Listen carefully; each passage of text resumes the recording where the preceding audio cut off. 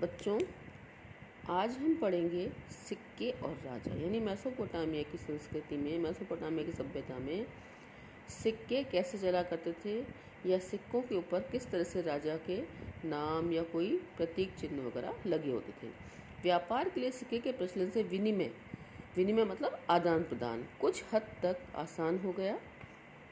चांदी और तांबे के आहत सिक्के 6ठी शताब्दी ईसा पूर्व में सबसे पहले ढाले गए मतलब कि सिक्के कैसे बनाए जाते हैं बेटा, पहले धातुओं को गलाते हैं फिर उनको सांचों में भरकर सिक्के बनाए जाते हैं और प्रयोग में आए। पूरे उपमहाद्वीप में खुदाई के दौरान इस प्रकार के सिक्के मिले हैं। मुद्रा शास्त्रियों ने यानी जो मुद्रा का अध्ययन करने वाले होते हैं ने इनका और अन्य सिक्कों का अध्ययन करके उनके वाणिज्यिक प्रयोग के संभावित क्षेत्रों का पता लगाया है। यानी कि वाणिज्य मतलब व्यापार करने के उद्देश्य से सिक्कों का अध्ययन करके ये पता लगाया है कि व्यापार किस तरीके से किया जाता था। आइए सिक्कों पर बने प्रतीकों को उनके विशेष मौर्य वंश जैसे राजवंश के प्रतीकों को मिलाकर पहचान करने की कोशिश की गई तो पता चला कि सिक्कों को राजाओं ने जारी किया था। जब जो सिक्के जो ढले हुए सिक्के मिले हैं उनको देखा गया, उन पर बने हुए प्रतीक जब देखे गए तो पता लगा, क्योंकि उन पर बने हुए प्रतीक जो है वो अधिकतर मौर्य वंश से संबंधित थे, तब पता लगा कि ये सिक्के जो है वो राजाओं द्वारा जारी किए गए थे। यह भी संभव है कि व्यापारियों, धनपतियों यानी पैसे वाले लोगों और नागरिकों ने इस प्रकार के कुछ सिक्के जारी किए हों। यानी कि कुछ लोगों ने भी हो सकता है कि जो व्यापारी हों या जो बड़े पैसे वाले लोग हों उन्होंने भी हो सकता है कुछ सिक्के जारी किए हों। शासकों की प्रतिमा और नाम के साथ सबसे पहले सिक्के हिंदू यूनानी शासकों ने जारी किए थे। यानी सबसे पहले अगर प्रश्न पूछा जाए कि सबसे पहले किन शासकों ने सिक्कों पर अपनी प्रतिमाएं लगवाई या अपना नाम खुदवाया, तो वो हैं हिंदू यूनानी शासक यानी कुषाण वगैरह, कनिष्क, कुषाण वंश के लोग, जिन्होंने 2वीं शताब्दी से पूर्व में उपमहाद्वीप के पूर्वोत्तर क्षेत्र पर नियंत्रण स्थापित किया था। सोने के सिक्के यानी सोने से बने हुए सिक्के सबसे पहले 1म शताब्दी ईस्वी में कुषाण राजाओं ने जारी किए थे। यानी कुषाण वंश जिसका कजुल केडफिसस आपने 10th क्लास में पढ़ा भी होगा, काफ़ी कठिन सा नाम था, जो कुषाण वंश का संस्थापक था। और फिर उसके बाद में कुषाण वंश का सबसे प्रतापी शासक था कनिष्क, उसके बारे में भी आपने पढ़ा होगा। इनके आकार और वजन तत्कालीन रोमन सम्राटों तथा ईरान के पार्थियन शासकों द्वारा जारी किए सिक्कों के बिल्कुल समान थे। उत्तर और मध्य भारत के कई पुरास्थलों यानी पुराने ज़माने की जो खुदाई में जो सामान मिले हैं, पुरास्थल कहते हैं जहाँ पर पुराने ज़माने के बहुत प्राचीन युग के सामान जो है वो खोद कर निकाले जाएं, पर ऐसे सिक्के मिले हैं।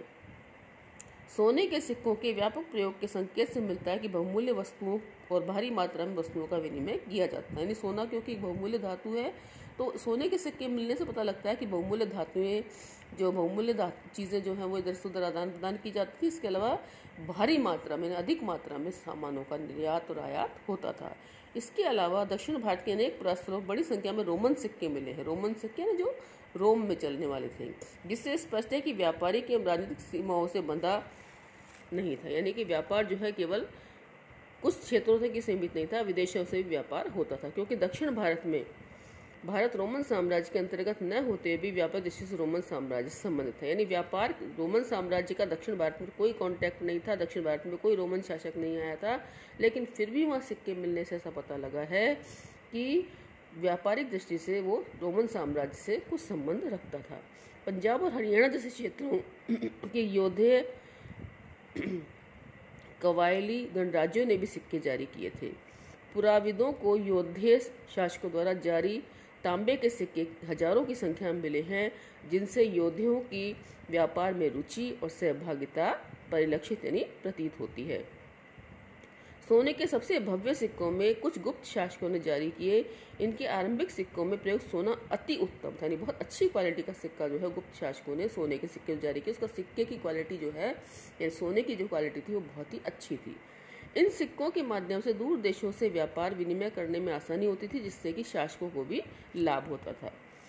6ठी शताब्दी ईस्वी में सोने के सिक्के मिलने कम हो गए। यानी 6ठी शताब्दी ईस्वी आते तक सोने के सिक्के मिलने कम हो गए, क्योंकि क्या इससे ये संकेत मिलता है कि इस काल में कुछ आर्थिक संकट पैदा हो गया था। इस इतिहासकार ऐसा मानते हैं कि जब बहुमूल्य धातुओं के सिक्के बंद हो जाते हैं चलना, या मिलर अधिक खुदाई में नहीं मिले, तो इतिहासकारों का मानना है कि हो सकता है उस समय कोई आर्थिक संकट आ गया, उससे बहुमूल्य धातुओं के सिक्के बनना बंद हो गए हों।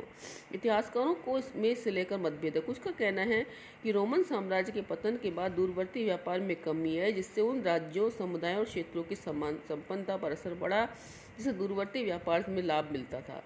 अन्य का कहना है कि इस काल में नए नगरों और व्यापार के नवीन तंत्रों का उदय होने लगा। इसका यह भी कहना है कि यद्यपि इस काल में सोने के सिक्के तो कम मिले हैं, लेकिन अभिलेखों और ग्रंथों में सिक्कों का उल्लेख होता रहा। यानी सिक्के खुदाई में कम मिले हैं, लेकिन जो अभिलेख लिखवाए गए हैं, जो ग्रंथ उस समय के लिखे गए हैं, उनमें जरूर सोने के सिक्कों के बारे में जानकारी दी गई है। इसका अर्थ है कि संकेत है कि सिक्के इसलिए कम मिले हैं क्योंकि वे प्रचलन में थे और उनका किसी ने संग्रह करके नहीं रखा, इनको इकट्ठे करके किसी ने नहीं रखा, इसलिए वो नहीं मिल पाए। अभिलेखों का अर्थ कैसे निकाला जाए? अभिलेख मैंने आपको बताया था पहले भी कि जो प्राचीन समय में जब कोई अच्छी प्रशस्तिपूर्ण कार्य कोई करके आता था तो उसे चट्टाने गड़वा कर उस पर खुदवाया जाता था ताकि लोग, आने जाने वाले लोग जो है उनको पढ़ सके। अभी तक हम इन अन्य बातों के अलावा अभिलेखों के अंशों के बारे में भी अध्ययन करे थे, लेकिन इतिहासकारों को कैसे ज्ञात होता है कि अभिलेखों पर क्या लिखा है?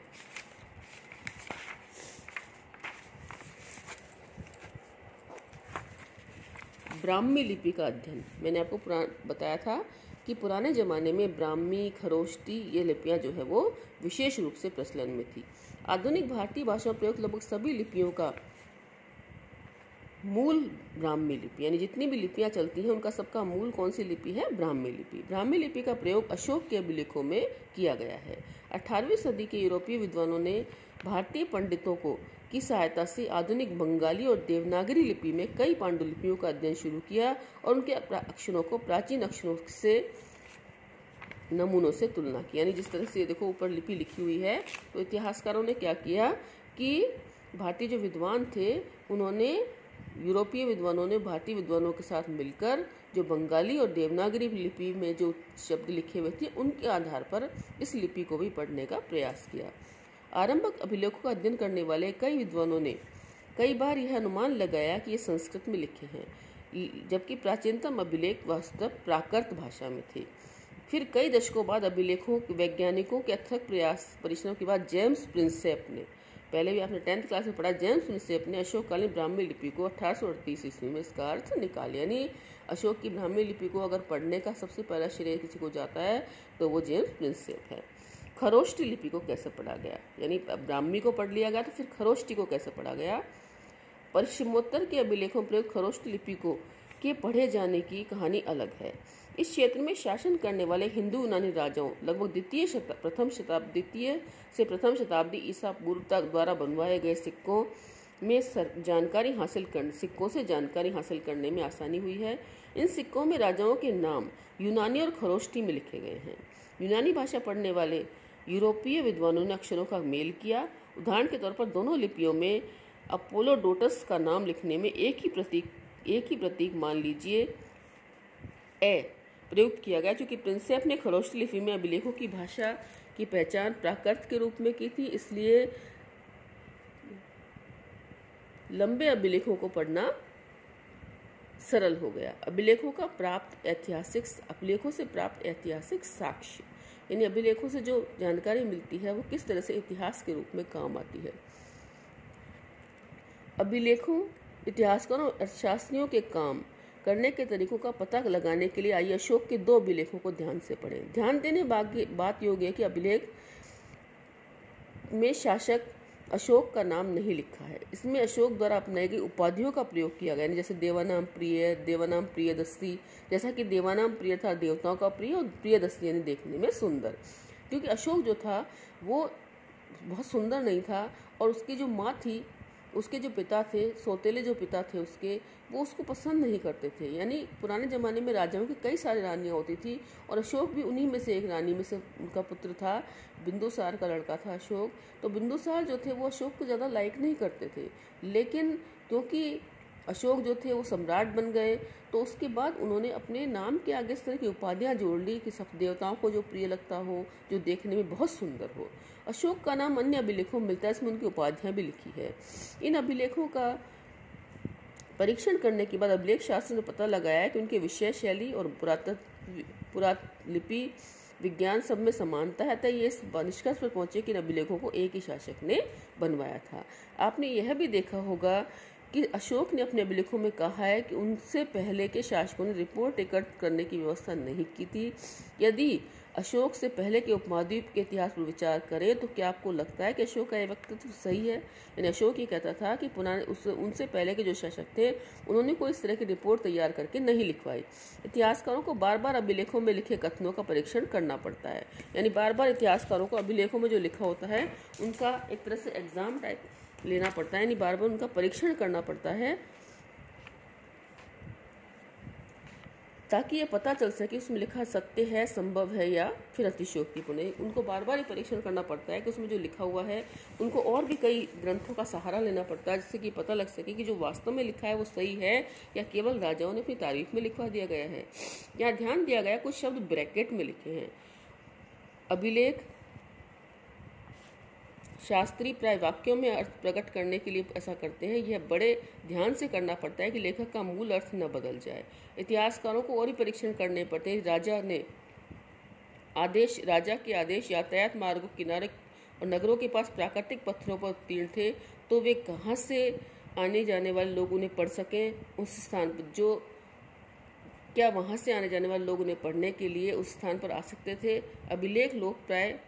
अधिकांश लोग प्राय पढ़े लिखे नहीं थे। क्या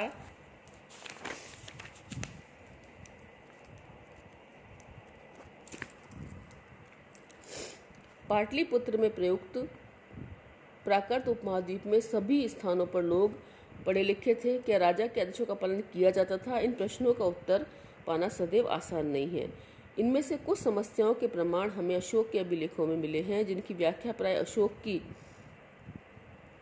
वेदना प्रतिबिंब के रूप में की जाती है। साथ ही यह युद्ध के प्रति मनोकृति में परिवर्तन को भी दर्शाता है। जैसा कि आपने सुना होगा कि अशोक ने जो है वो कलिंग में जो लड़ाई लड़ी थी, कलिंग जो वर्तमान में उड़ीसा है, अशोक ने जो लड़ाई लड़ी थी तो उसमें बहुत से लोग घायल हो गए थे, बहुत से लोगों की मृत्यु हो गई थी, तो उनका मन हृदय परिवर्तन हो गया था। और आप 10th क्लास में पढ़ के आए हैं कि उन्होंने भेरी घोष के स्थान पर धम्म घोष अपना लिया था, यानी धर्म का प्रचार करने लग गए थे, बौद्ध धर्म अपना लिया था। जैसा कि हम आगे पढ़ेंगे, इस अभिलेख के शाब्दिक अर्थ को परे समझने का प्रयास करेंगे और प्रयास करने पर कहा जा सकता है कि परिस्थिति और भी जटिल हो जाती है। यद्यपि अशोक के अभिलेख आधुनिक उड़ीसा से प्राप्त हुए, उनकी वेदनाओं को परिलक्षित करने वाला अभिलेख वहाँ नहीं मिला है, अर्थात ये अभिलेख उस क्षेत्र में नहीं उपलब्ध जिस पर विजय की गई थी। इसका अर्थ हम क्या लगाएं? क्या राजा की नव विजय वेदना उस क्षेत्र के लिए इतनी दर्दनाक थी कि राजा इस मुद्दे पर कुछ कह ना सका, क्योंकि राजा की जीत जो है वो इतनी वेदना देने वाली थी कि उसने वहाँ पर कोई भी अभिलेख इस तरह का नहीं लिख पाया। अभिलेख लिखने की सीमा, अभिलेख को साक्ष्य के रूप में मानने की क्या क्या सीमाएं हैं, क्या क्या दोष है। सीमा मीन्स दोष। अब आपको ये पता चल गया होगा कि अभिलेखों से प्राप्त जानकारी की भी सीमा होती है। कभी कभी इनकी तकनीकी सीमा होती है, अक्षरों को हल्के ढंग से लिखा गया होता है जिसमें पढ़ पाना आसान नहीं होता। साथ ही अभिलेख नष्ट भी हो सकते हैं जिससे इनके अक्षर लुप्त हो जाते हैं। इसके अलावा अभिलेखों में शब्दों के वास्तविक अर्थ का पूर्ण रूप से ज्ञान हो पाना सदैव सरल नहीं होता, क्योंकि कुछ किसी विशेष स्थान या समय संबंधित होते हैं। यदि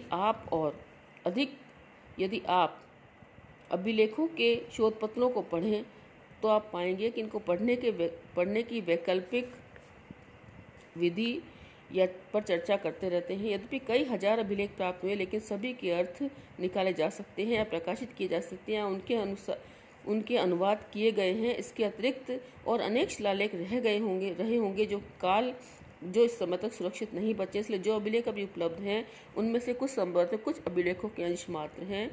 इसके अतिरिक्त एक और मौलिक समस्या है, यह जरूरी नहीं कि जिसे हम राजनीतिक और आर्थिक रूप से महत्वपूर्ण मानते हैं अभिलेखों में अंकित किया गया हो। उदाहरण के तौर पर खेती की दैनिक प्रक्रिया, रोजमर्रा की जिंदगी के सुख दुख का वर्णन अभिलेखों में नहीं मिलता, क्योंकि प्राय अभिलेख बड़े और विशेष अवसरों का ही वर्णन करते हैं। इसके अलावा अभिलेख हमेशा उन्हीं व्यक्तियों के विचार व्यक्त करते हैं जो उन्हें बनवाते थे। इसलिए इन अभिलेखों में इसका विचारों की समीक्षा अन्य विचारों के परिप्रेक्ष्य में करनी होगी ताकि हमें अतीत के बारे में बेहतर ज्ञान हो सके। यानी कहने का मतलब है कि अभिलेखों में भी कुछ दोष पाए गए हैं।